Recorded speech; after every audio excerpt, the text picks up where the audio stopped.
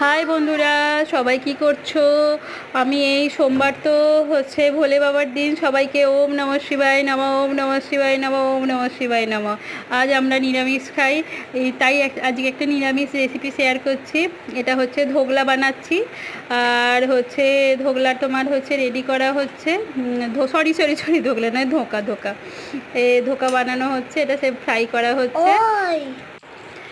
আর হচ্ছে সেটারই তোমাদের ধোঁকা করে, মানে শেপ তো ধোঁকার মতন দিচ্ছি না, জাস্ট এমনি বড়ার মতন ভেজে নিচ্ছি, নিয়ে আলু টালু দিয়ে ফ্রাই করে ঝাল করা হবে। আর হচ্ছে কে কে সোমবার নিরামিষ খাও আমাকে একটু কমেন্ট করে জানিও।